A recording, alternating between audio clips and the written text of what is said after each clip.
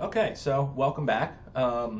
We are going to be talking about the firm's problem in this particular video. The last video, we talked about the household. We went through the household's utility function, we discussed the household's constraint, and we used that to derive, one, how they want a consumer save over time, which is our Euler equation. This eventually sort of becomes like an aggregate demand type equation. We talked about how they wanted to supply labor to the firm. This was labor supply. We talked about how they demanded bonds based on what the real interest rate was, how they wanted to lend capital to the firm based on what the real interest rate was and what the rate of depreciation of physical capital was. But we haven't talked about the firm yet, right? Because of the household, we had all this stuff. We also had like the demand for money, but even though we have really only talked about the demand for money, recall that the supply of money is set exogenously by the central bank, and all they do is just set money supply equal to money demand. And thus, at any point, the monetary authority isn't going to be responding to like exogenous events within the model itself. So like if there's a certain type of shock, the monetary authority isn't going to be responding to it via some type of monetary policy one way or the other, whether it's expansionary or contractionary. All they do is just set money supply equal to money demand. But we haven't talked about what the firm does. So we really only have like one side of our economy, right? We've got, in most cases, the demand side, but there's also a little bit of supply side, like labor supply, right? Because that's a household decision that's made. But we haven't talked about the demand for labor. We haven't talked about the demand for capital. We haven't talked about the supply of bonds. We haven't talked about any of that stuff yet. So now, by including the firm, we're going to be able to address that and see how the firm does what they do. And then in the video after this, we'll talk about the general equilibrium, where we sort of put all of them together in one giant system. So what the firm does, remember, so the household maximizes utility subject to a constraint. The firm, on the other hand, is maximizing their profit. So if you want to maximize profit, remember, it's price times quantity minus the total costs. Well, the quantity needs to be defined via some production function, right, with any number of inputs that is required in production.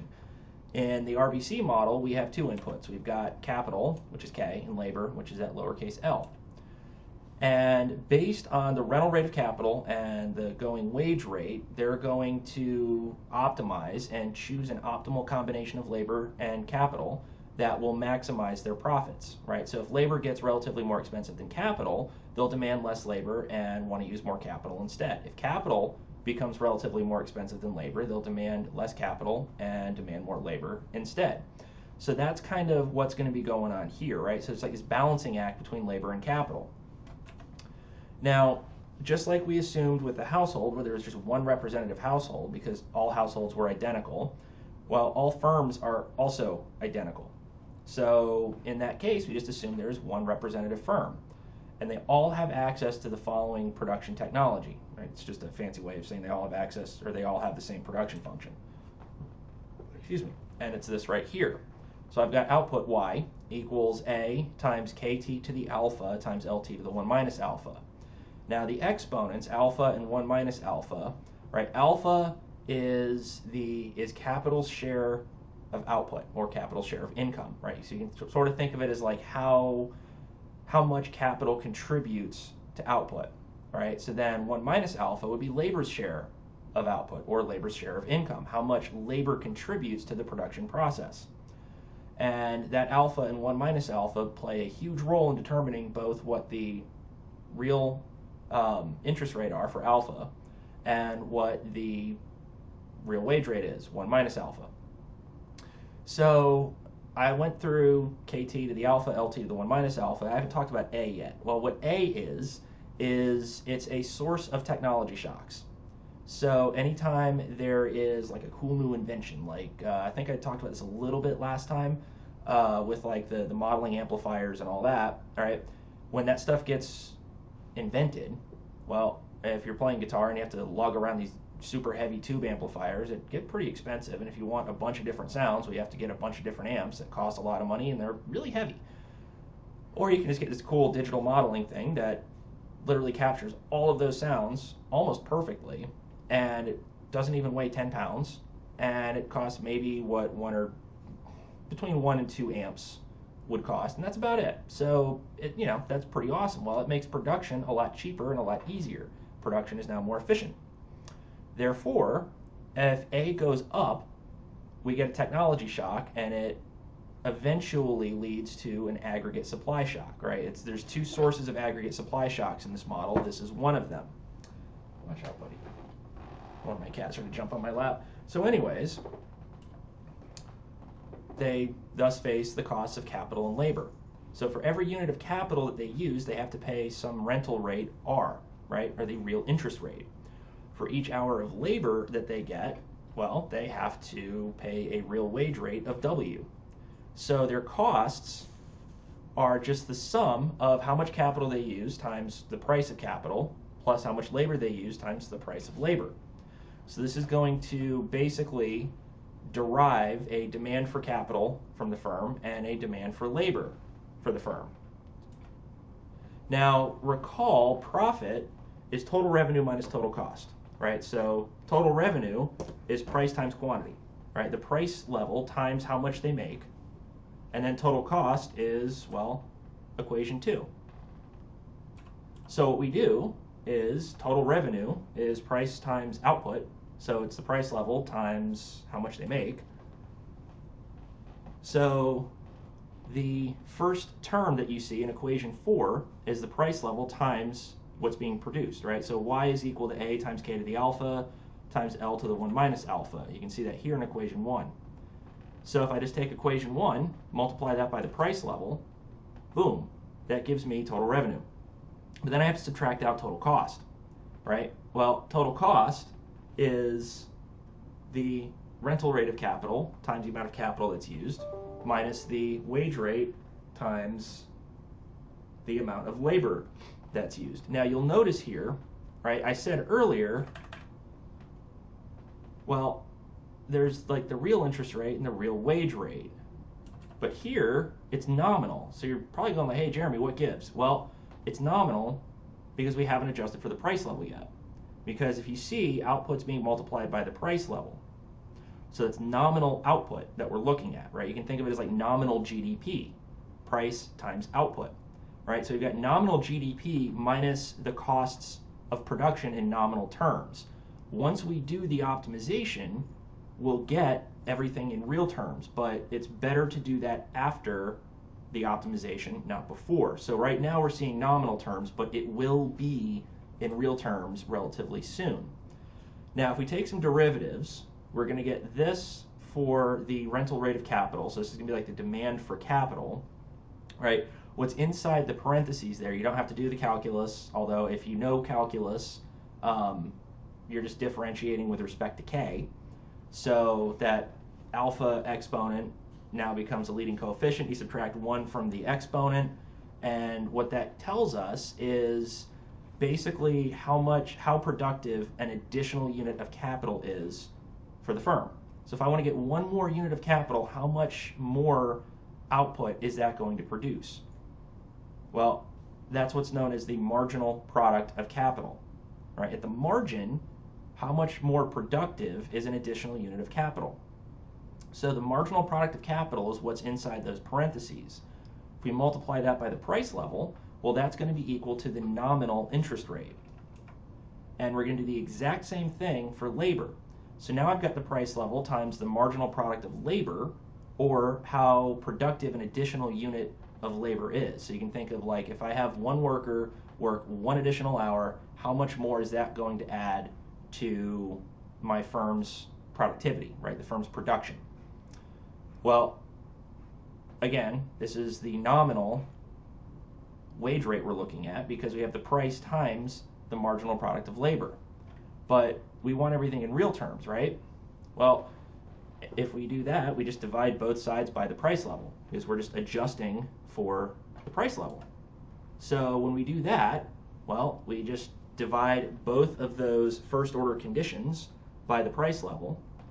So now I get the marginal product of capital, equation 9 here, is equal to the real interest rate. So if you want to know what the real interest rate is in a perfectly competitive economic system, well, it's basically just how much more productive an additional unit of capital is, right?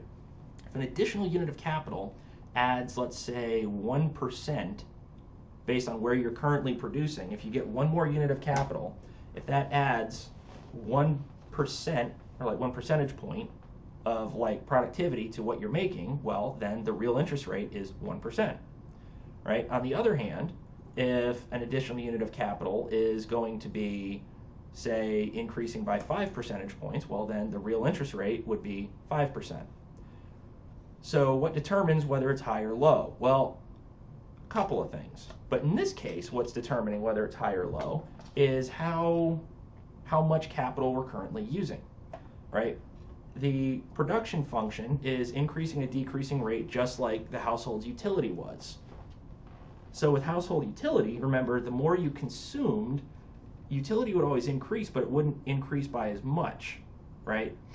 Well, it's the exact same thing here with capital, right? The more capital you have, the less of a gain in output you're going to get by increasing capital by just 1 unit, right? If you've got 10 units of capital and you increase capital by 1 unit, right? So you go from 10 to 11, that's going to have a much larger increase in how productive the company is than, say, if you've got 1 million units of capital and you get 1 more unit of capital, right? If you are, all right, Odo, you got to move, buddy. I love you, but you got to move. Yes, I do have a cat named Odo for you Star Trek Deep Space Nine fans. He's not a shapeshifter, but our allegiance is to the founders. We serve the founders in all things. Anyways, think of it this way. If you run a factory, okay, and you've got 5 machines that are manufacturing stuff, right? Every machine makes the exact same product, right? You're making, I don't know, digital guitar modeling amplifier things. But you got 5 machines, and then you add 1 more machine, right? How much more productive is that going to make you? Well, quite a bit, because you're increasing your productivity from 5, or you're increasing the amount of capital you have from 5 units to 6 units, right? So in terms of like percent changes, that's going to be a really, really big change. However, if you've already got 100 of these machines and you add 1 more, right, on the margin, that's not going to add as much, right? You're not as productive anymore. Well, the same thing goes for the wage rate, right, for labor. The less labor you have, if you add 1 more unit of labor, well, it's going to be extremely productive, right? If you already have a lot of labor and you add 1 more unit of labor, right, if you add 1 more worker to your workforce, it's going to increase your production, but it's not going to be as productive as if it was a little bit less. So when we think of that, all right, let's say you're running a restaurant and you've got a kitchen, and in the kitchen you have 5 workers, right? You got a guy working grill, you got a guy who basically dresses the plates up, you've got a guy working the fry station, you have a guy making salads, and then say a guy that's making desserts, right? Well, basically you got 1 person doing everything that needs to be done. Or you got like 1 person for each job that needs to be done. If you were to add an additional worker, okay, maybe that'll help produce some stuff a little bit more efficiently, right? If you got 2 guys working grill on a night that's super, super slammed, yeah, you're probably going to be doing pretty well. But on the other hand, if it's a slow night and you're like, I want 2 people on each station, that's not going to increase as much. And actually, it's probably going to really screw you up because you're going to have people getting in each other's way. That's basically what we're going to be seeing here with the marginal product of labor and the wage rate, and it really just translates over the exact same way to capital. So, Odo, all right, buddy, hold on 1 second, guys. All right, dude, I've got to put you outside because I'm making a lecture, and I can't have you in here right now. I love you, though. I do. Go keep your brother company. Go on, buddy. Go on upstairs. Let's go keep your brother company. You are a good boy. Go play with your brother, huh? Go play with your brother.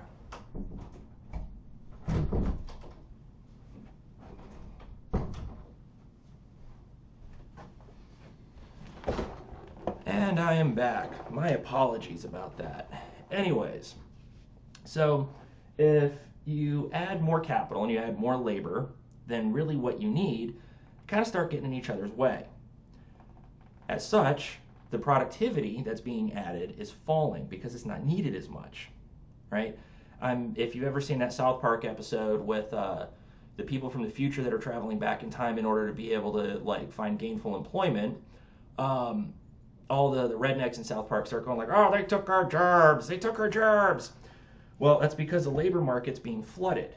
And if you've got a bunch of people wanting to do the same amount of work or the same type of work, you can't pay them as much.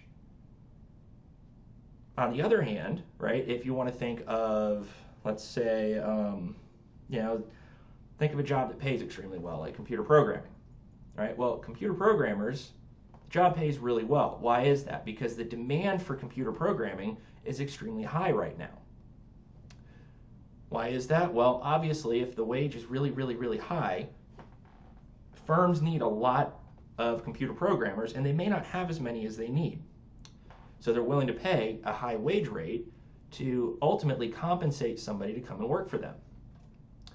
And so the wage rate and the real interest rate work the same way. The more of the input there is, the less productive an additional unit will be, thus the lower the price of that input is.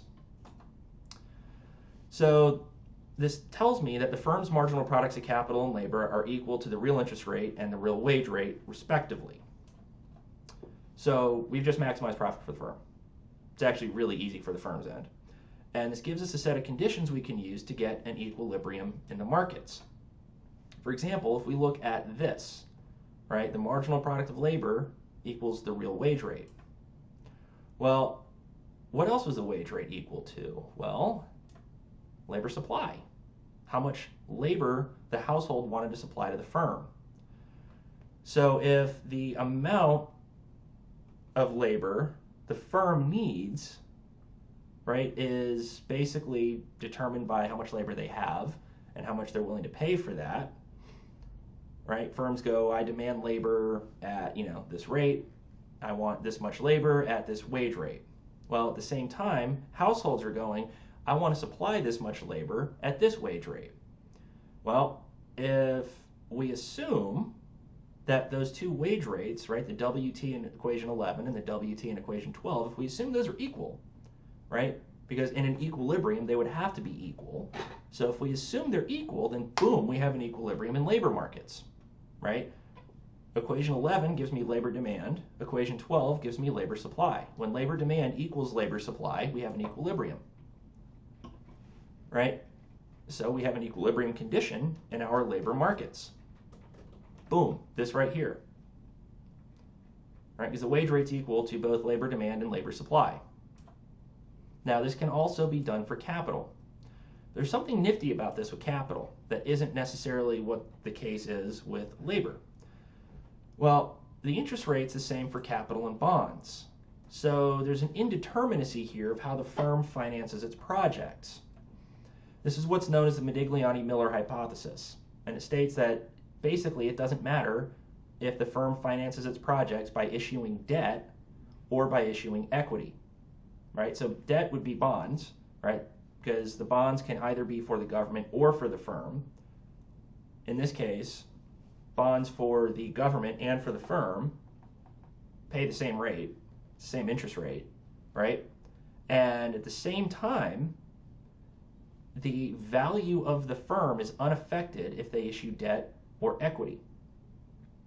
Now, on the firm's end, right, where it doesn't matter if they're financing their projects, right, they're basically like investing in their growth by issuing debt, which they got to pay back later, or issuing equity, which they get now, they pay for now. It doesn't matter because the value of the firm remains unaffected.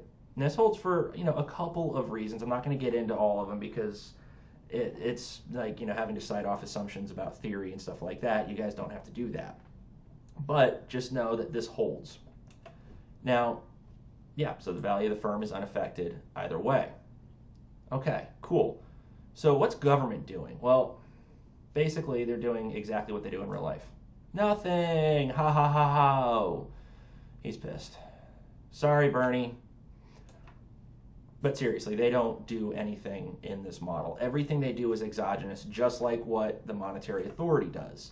So they tax and they borrow, but it's not done in response to anything or anyone in the model. Now, this is where I need to be extremely clear on this.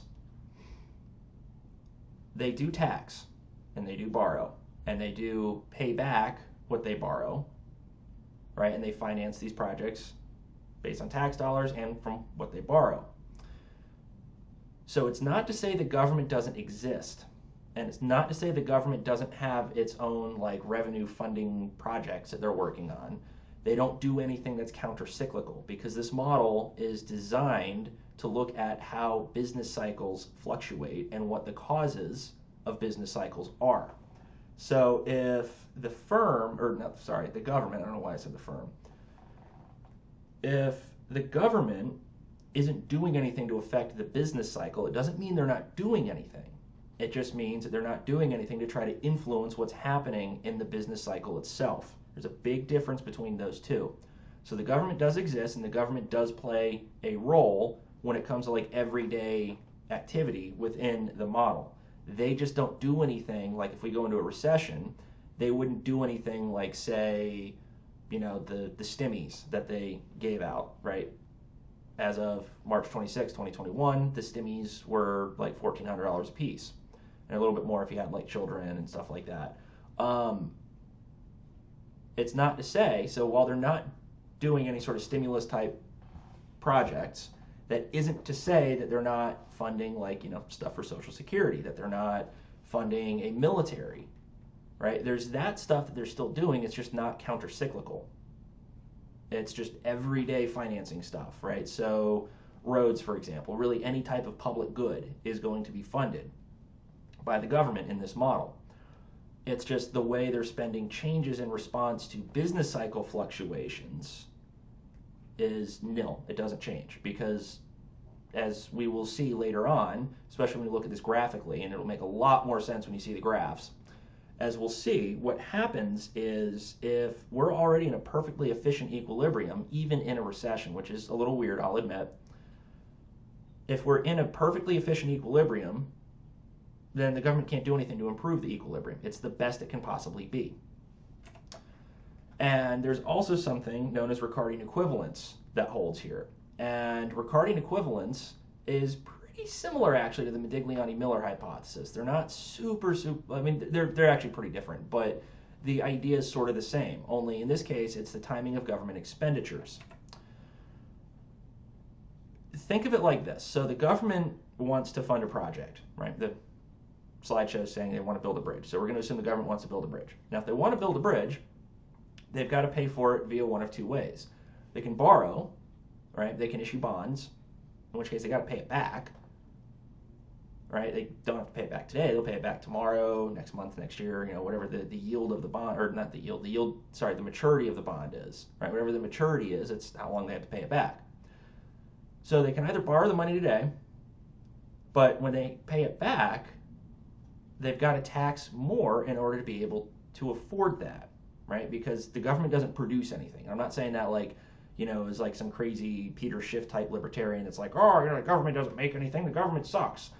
I'm not saying that at all. It's just the government literally doesn't produce, right? That production function I showed you in like slide 2, I think, didn't have any term that's, you know, provided by the government in their production function, right? The aggregate production function of the economy doesn't have government in it. The government doesn't produce. So if they're not producing, right, they're not earning anything. There's no revenue coming in via participation in the market by, like, you know, competing with other firms. That doesn't happen.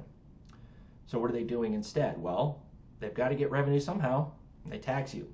So they're going to tax you more tomorrow to pay off what they had to borrow today, right? So all these stimulus checks, all the stimmies that came out, well, that's all well and good. We're all happy about that because we get our stimmies, and we like getting our stimmies.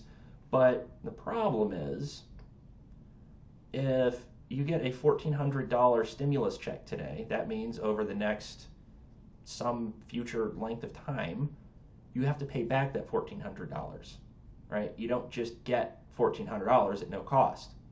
You're getting $1,400 at the cost of basically being able to use that $1,400 plus, an interest rate on what the government had to borrow in order to give you that $1,400. You got to pay that back over the future. Now, the line of thinking for the government here is, and this is a good line of thinking, I'm not saying the stimmies are a bad thing, they're actually kind of a good thing, because in recessions, generally speaking, Ricardian equivalence doesn't hold. And honestly, given some of the research lately, Ricardian equivalence may never hold in the real world, but it especially doesn't hold in recessions in the real world. So the way the government's seeing this is, okay, well, you're going to have to pay back the money later, but we won't make you pay the money back later until, you're actually making money again. You're not economically distressed. That's when you don't have to pay the money back, or that's when you're not economically distressed is when you have to start paying the money back. So if Ricardian equivalence holds, on the other hand, right, they borrow the money today to fund some project, whether it's, I guess in this model there wouldn't be a stimulus, so it'd be building a bridge. They borrow today and they tax tomorrow, or they raise taxes today to pay for it in full and they build it tomorrow. According to this model, when Ricardian equivalence holds, which is literally in every possible equilibrium in this model, when a Ricardian equivalence holds, it doesn't matter to you because you're not going to change your consumption savings behavior, right? Your path of consumption over time isn't going to change, because if the government borrows something and pays for it, today, but they've got to pay their taxes, or they got to pay it back tomorrow by raising their taxes, you know that. You know what they're going to do. It's kind of like the rational expectations thing that we were talking about with the monetary policy. It's pretty similar here, because you know that the government is going to have to tax you tomorrow to pay for what they borrowed today. So you're not like, oh, I'm going to spend a bunch of money today. No, because you're going to have to pay it back. So what you're going to do instead is you're just going to kind of save that money, right? You're going to smooth your consumption over time. On the other hand, if they raise taxes today, right, well, you're not going to just hoard all your money today and then spend it all tomorrow. No, your consumption is going to be relatively unchanged over time, even though tomorrow you're going to have lower taxes than you will today. So whether it's low taxes today, high taxes tomorrow, or high taxes today, low taxes tomorrow, the consumption savings path, right, that Euler equation that you saw of current and future consumption, that doesn't change. And that only doesn't change if Ricardian equivalence holds. So I guess enough about that. So the government doesn't really play any serious role in this model. Therefore, they don't have an equation in the model. They just kind of exist. Now, just want to go ahead and make a disclaimer. This doesn't mean the government's bad. I'm not teaching this to make you hate the government. This is just a very simplified model that assumes perfect competition, perfectly flexible prices, both welfare theorems hold, Ricardian equivalence holds. Basically, there's no way, there's no mechanism through which government spending for counter-cyclical policy can improve the efficiency of any equilibrium in the model. It's a very, very, very simple model in this case. It's the first model, though, so I mean, what do you expect? It's like you got to crawl before you can walk. So I'm not teaching this model to teach you anti-government, ideologies or anything like that, because the next model actually does assume the government can play a role. But we need to learn this model before we can really understand the intricacies of the next model. So I'm teaching both models. Now, next time, we're going to talk about the general equilibrium, right? This time we talk about the firm's problem, how they derive their labor demand, their demand for capital. We talked about the Modigliani-Miller hypothesis, so whether they want to issue bonds or issue equity, it's not going to change the value of the firm, so it really doesn't matter one way or the other the way the firm finances their projects. So we covered all that, but now that we've done the household stuff and we've done the firm stuff, we get to put them together. And when we put them together, right, we're going to have a bunch of equations. Because, you saw the labor demand, labor supply stuff, right? Well, we're going to put those two equations into a system of equations, and there's going to be a bunch of other stuff too, like the Euler equation, demand for capital, the evolution of bonds, through consumption over time, like an Euler equation for bonds. All that stuff is going to come through the all that stuff is going to show up in the system of equations. I don't know why my brain just died out on me there. And what's going to happen is we're going to have all this stuff going on simultaneously. So we get to see how the entire economy behaves at the same time, but also over time. And we're going to combine the equations from the household's optimization and the firm's optimization, and we derive a general equilibrium. And in this general equilibrium, no market is left unaccounted for. So we have our own little theoretical economy. And I mean, it's a simplified economy because we all know that an actual economy is like way more diverse than what we've got within this model, right? But the cool thing is we sort of go, well, all right, does this model actually kind of explain fluctuations similar to what we see in the real world? So we may not be including every single individual firm, but we're looking at like the aggregate behavior of the firm, but we're still assuming there's an individual choice going on because firms are maximizing profit. So we've got this gigantic economy that's summed up in just a few equations. And our little theoretical economy is explained by the flow of consumption over time, Euler equation, which becomes an aggregate demand. How much the firm wants to produce, aggregate supply. How much labor the household wants to supply, well, labor supply. How much labor the firm demands, labor demand. How much money households want to hold, that's money demand. Right? How much capital households want to lend to the firm, and how many bonds they want to buy, both from the firm and the government, but because the interest rate is the same, doesn't really matter. That there doesn't need to be a separate equation for bonds from the firm versus bonds from the government. Right? They're all the same. And so we're going to see how all of this stuff works together. There's going to be a lot of equations, but I am going to explain what every single equation is. And for any homework or exams, you will get a very, very, very complete and detailed description of what every equation is, and it will be extremely manageable and doable for you. You don't have to derive any of this stuff. It's just going to be like, okay, you're looking at the general equilibrium, what happens in this case, or this case. So now that we've done that, and I've wasted about 30 minutes of your time, not really, I hope I haven't wasted 30 minutes of your time.